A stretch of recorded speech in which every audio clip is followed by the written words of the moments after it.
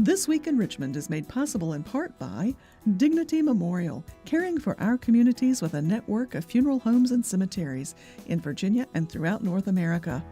More information about Dignity Memorial's providers is online at dignitymemorial.com. Alpha Natural Resources. Consistent with its running right process, Alpha is an energy company committed to being a leader in mine safety and an environmental steward. We fuel progress around the world. More information at alphanr.com. Haley Buick GMC, the place for a new Verano or Terrain Denali, on Midlothian Turnpike in Richmond and online at haleybuickgmc.com. Taking it to the streets and helping our community. Intelligent Illuminations. We make streetlights smart and give you control, providing secure point-to-point wireless solutions for roadway and area lighting, helping you manage, monitor, and control your streetlights. More information at ilooms.com. The Virginia Chamber of Commerce, the voice of the Virginia business community, working in legislative, regulatory, and political arenas to promote the free enterprise system. Information at vachamber.com. It's amazing what my students with special needs can accomplish. Their pride is priceless. That's why I teach.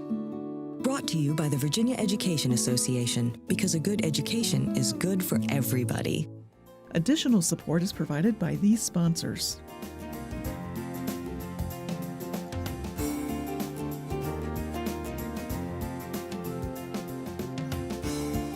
And by the members of Virginia's public television stations. Thank you.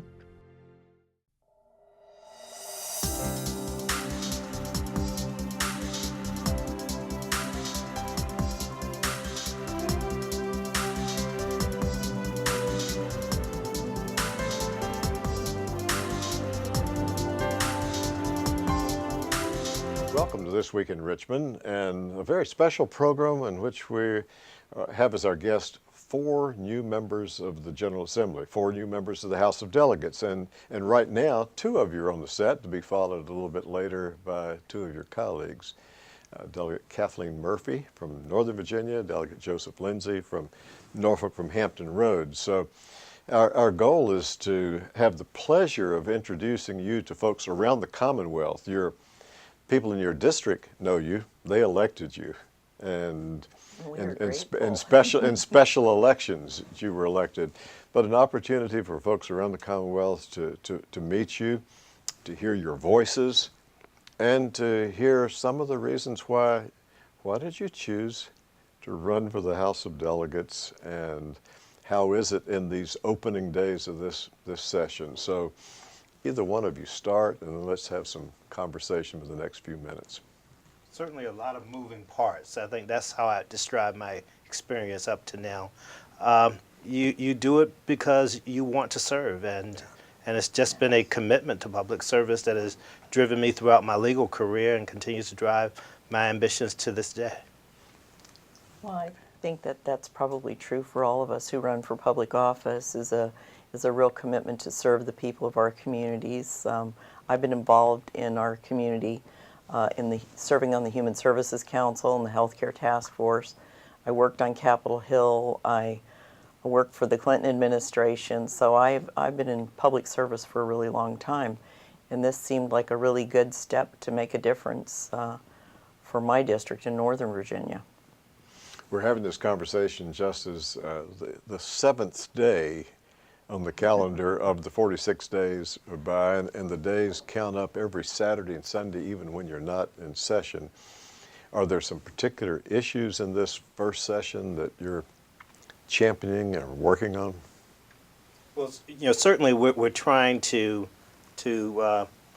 buttress the governor's initiatives. He's trying to advance the interests of the middle class, dealing with the issues of raising minimum wage, looking at some of the public safety laws and trying to retweak some of the ones that have been on the books. Likewise, trying to expand the ability for those who are rightfully entitled to go to the polls.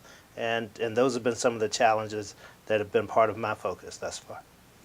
Yeah, the issues are pretty much the same across the Commonwealth of Virginia. We want people to have better access to voting. We want our schools to be the best that they can be, so we have a well-educated workforce to meet the needs of the 21st century economy. For me, gun legislation that protects our families and our communities from gun violence is very important, and I know that that is asking an awful lot of this particular House of Delegates, but I'm hoping we can talk to them and make them see the light. I lost my brother to gun violence, and I think it's important, looking at what's been happening around our country, to really address this issue in a meaningful way. You know, I mentioned Northern Virginia and Hampton Roads, but tell our viewers the portion of the Commonwealth that you represent. Oh, well, I'm lucky. I get to represent McLean, Great Falls, and 7 precincts in Loudoun.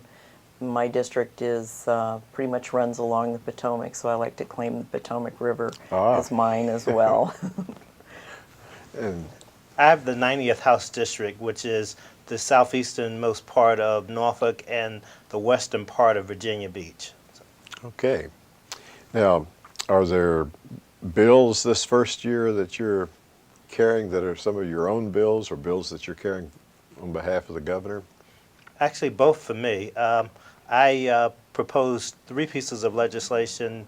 One was for a threshold increase for grand larceny from the $200 minimum that has been for probably over 30 years to something more in keeping with the times, $500. Likewise, I proposed legislation to allow even photographic ID that had been expired to also be utilized for purposes of verifying identity for purposes of voting. And I also propose a particular piece of legislation that governs the nursing board in terms of how it should proceed in terms of allowing some of the reviews for its candidates. The governor's office has asked me to carry some veteran administration. One piece I'm particularly proud to carry deals with the ideal that if a person has training in the military that can be carried over to the academic setting, that they can get credit for that in the community college setting. Okay. That's a great bill, by the way. It is. Thank you. I have also a bill proposing that there be absentee voting for people over 65 without them requiring an excuse, which I think is a good way to help senior citizens get to the polls more easily in a time frame that works better for them. And then I've proposed 2 bills to address the issue of gun violence and keeping our children and community safe. Go back to the grand larceny one again. Of course, you're an attorney. Yes, sir. Some of our viewers are, and some aren't. So, what's the real impact of that bill? What do you hope to accomplish if you do that? Okay.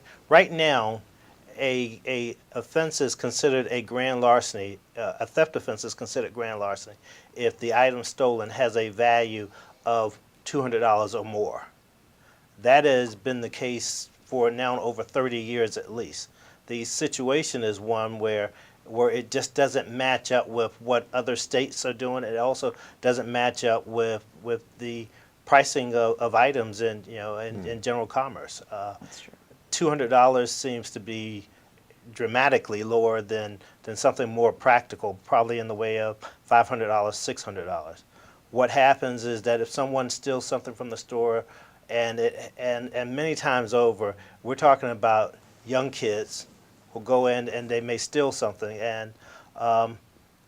and rather than even for a first offense, having it looked at as a situation where you look at it as significant enough to certainly sanction and prosecute and even incarcerate if necessary, not serious enough at this point to brand them as a felon, which has implications far-reaching for the rest of their lives. Yeah. And to go back and pick up on one of your bills, right now, as perhaps many of our viewers know, if they want to vote absentee, they've got to go down that long list and see now. It's a daunting list. I mean, And it makes I'm you... going to be traveling, and that one Right. works, or some others. So So yours would just, if you're showing the ID that you're over 65, it would just eliminate having to. Come up with an excuse. Frankly, I think we should have no excuse absentee in-person voting throughout. You know, not just age limited, but that we haven't been able to accomplish that, so we're approaching it a little differently. Yes. Well, now, are you on committees where either of those, your bills will be heard, or what committees has the Speaker assigned you to? I'm on finance and privileges and elections, and it's highly possible that that bill would come up in privileges and elections, but I'm always surprised that it doesn't always make sense the way these bills are assigned. So we haven't had any subcommittee meetings yet, so I'm not really sure how that's going to work out. Right. And what about you? My committees are privileges and election, education with the subcommittee of higher ed, and the Courts of Justice Committee with the subcommittee being civil laws. I can tell you I've already appeared before the Courts of Justice Committee on 2 of my bills, and I can assure you they don't make the road any easier for me as a committee member than anybody else in the General Assembly. Right, right. You get to sit there and perhaps be one vote, but it's still quite a challenge on that. Well, any words that you would have for your constituents? You're communicating with them, but for people around the state, what would you encourage them to do during this session about being in contact? Stay engaged.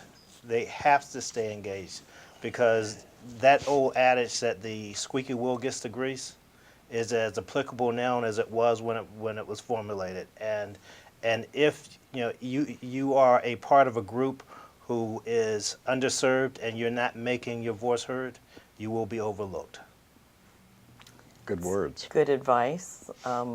The commitment I have made is to be accessible to voters in my district, to the chambers of commerce, and to others. So my door's open, and I hope people will take advantage of that. You know, with the session scheduled to adjourn February 28th, Yeah. you both are absolutely right that people need to stay involved and be communicating, and not wait until you're back in the district and then ask you about some bill then, but to be in touch now. We have a long time in the district for them to Yes, get in yes. contact with us, so it's I'm looking forward to it. All right. Well, I want to thank you both very much for being on This Week in Richmond. Delighted that you're here and serving in the General Assembly. You know, there's 6 that are relatively new, which Yeah. you're 2 of the 6, and it's interesting that of those inviting all 6 to be on the show, delighted to have 4 of you today, and all 4 of you happen to be Democrats. Isn't that nice? And as viewers are looking, they might say, well, that's 4 Democrats elected, but we would let them know that the House of Delegates is 1/3 Democrat and 2/3 Republican as far as the composition. It's just that in these special elections, of the ones that are on the show today, all Democrats. Voters made the right choice. So, They did. So again, thank you both very much, and I look forward to having conversation with you again. Well, thank you, David. Thank you.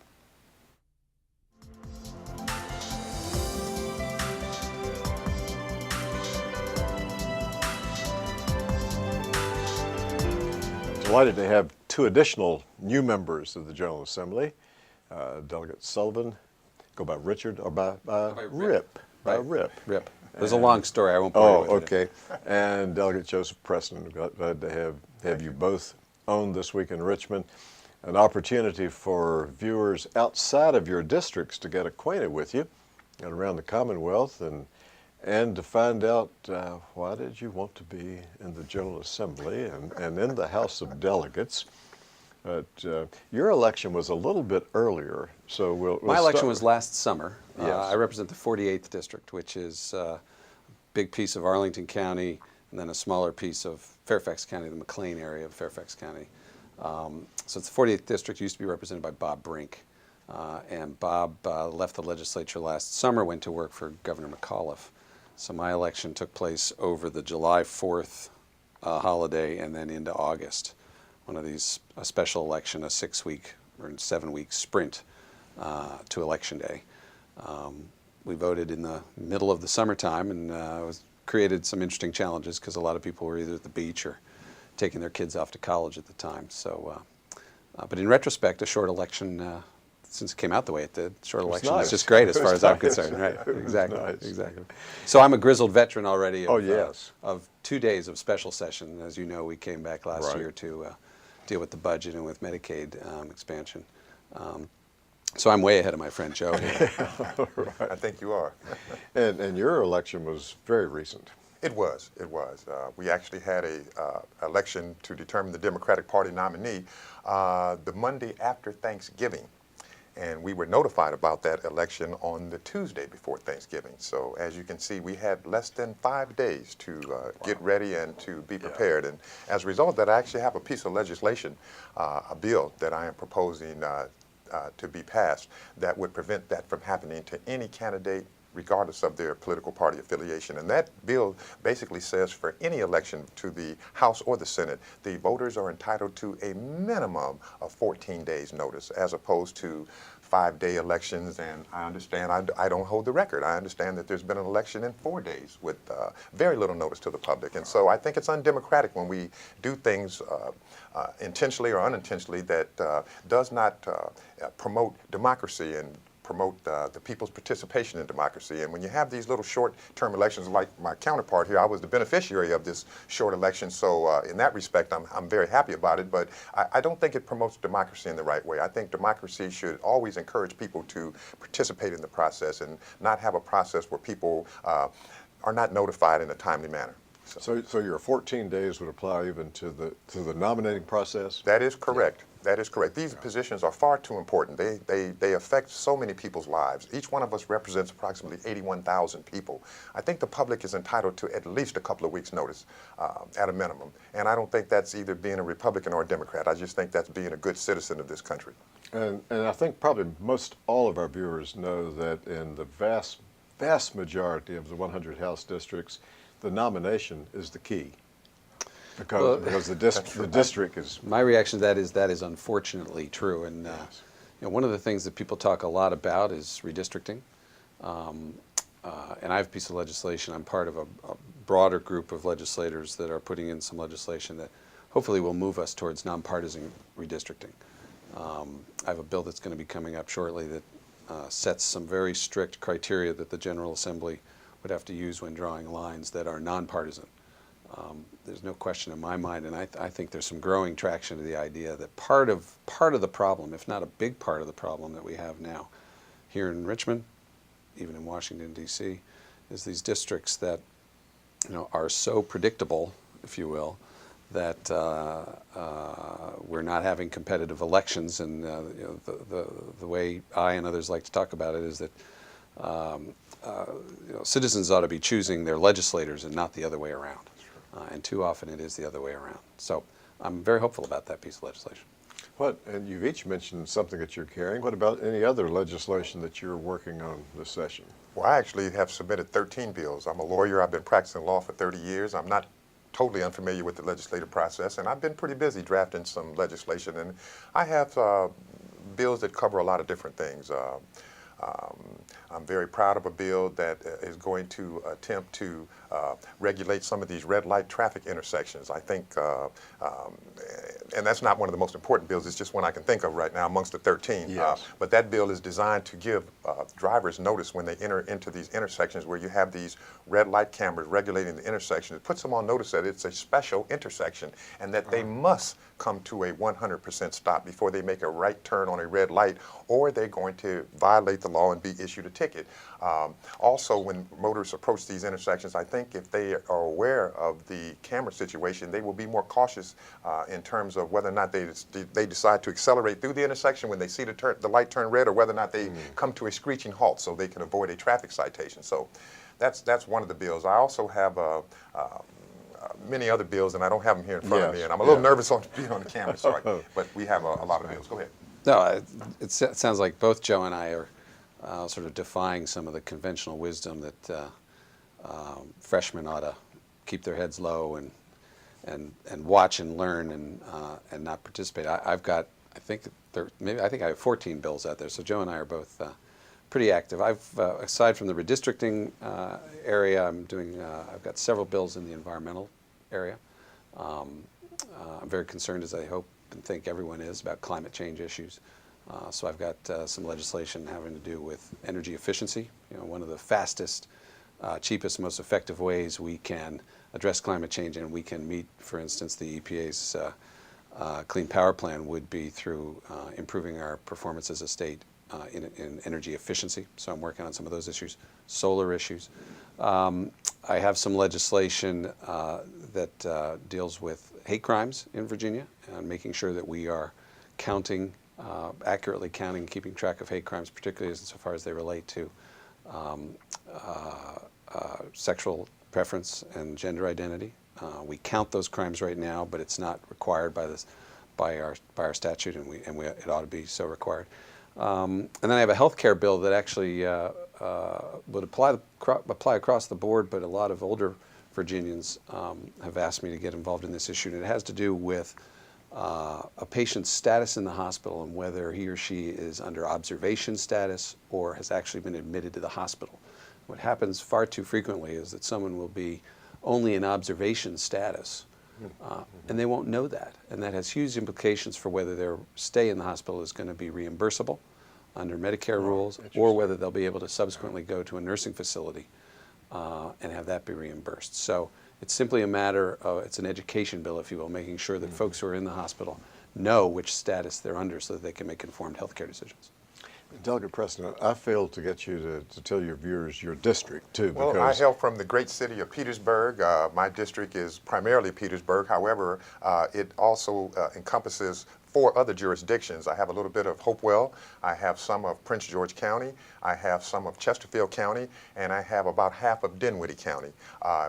My district is approximately 40% agricultural, so I represent a lot of agricultural farmers and people who raise livestock, et cetera, et cetera. So I have a quite dynamic district. The city of Petersburg is 85% African American, and I'm very concerned about the fact that we don't have any African American judges in our city, and that's one of the reasons why I think the community sent me up here. I've been practicing law in the city of Petersburg and in the district for well over 30 years. And I have been an outspoken advocate about not having minority and women judges on the bench in our community. And as you know about what's going on around the country, I think people have a lot more faith in the system and belief in the system when it appears to represent all of us. And so I think it's been a real problem in Virginia. Virginia has a pretty terrible history in terms of appointing African American judges, and it continues to be so. We recently had about maybe 5 or 6 judges appointed in our area, and not one of them was an African American or a woman. And I'm just very concerned about that in light of the demographics in our area. And so I'm hoping that I can make the General Assembly more sensitive about this issue and, make people understand that you have to have people that look like the people that come before the bench in order for people to have confidence in the system.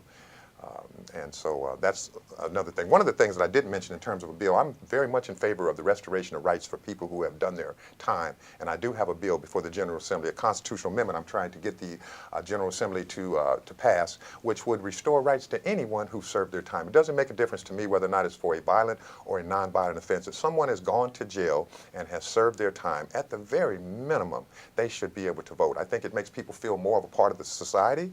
It makes people feel like they're not being continued to be isolated and segmented because they have a felony conviction or a misdemeanor conviction. And I just think that we should have done that a long time ago. And I hope that maybe we can begin to let people automatically get their right back once they've paid their debt to society.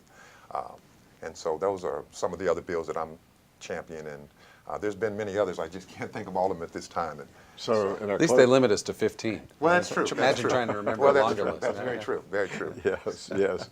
The committees, let the viewers around the Commonwealth know, too, what committees are you serving? Sure. I'm on the Finance Committee and the Agriculture, Chesapeake, and Natural Resources Committee. 2 challenging committees. I'm really looking forward to it. And I've been fortunate enough to be placed on the Education Committee and the Health, Welfare, and Institutions Committee. I'm really happy about being appointed to the Education Committee because I represent a school system that has some very serious problems. They're The problems are well known around the state. We were the subject of an attempted takeover by a local school system last year based on what happened here in the General Assembly. A lawsuit was filed in Norfolk to prevent our school system and others being taken over, and I'm against the takeover of our local school systems, but I met with the Secretary of Education, Ann Holton, and I've also briefly had a conversation with the governor, and they're both well aware about our special situation in Petersburg, and so I'm hoping that we can really do some things to begin to grow our school system in a much better and more positive way. Well, I want to thank both of you for being on This Week in Richmond. Welcome to the General Assembly, and I look forward to having more conversations with you. Thank you, David. Thank you for having us. Enjoyed it. Thank you very much.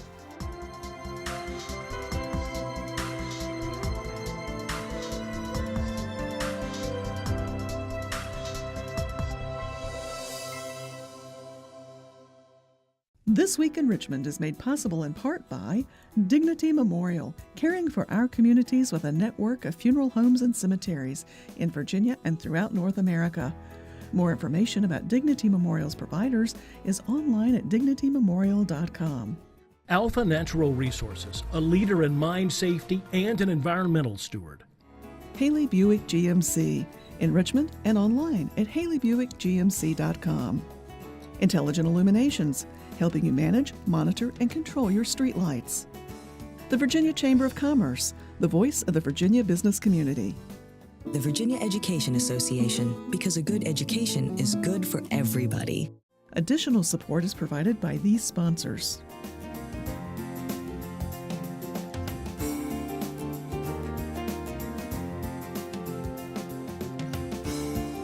And by the members of Virginia's public television stations. Thank you.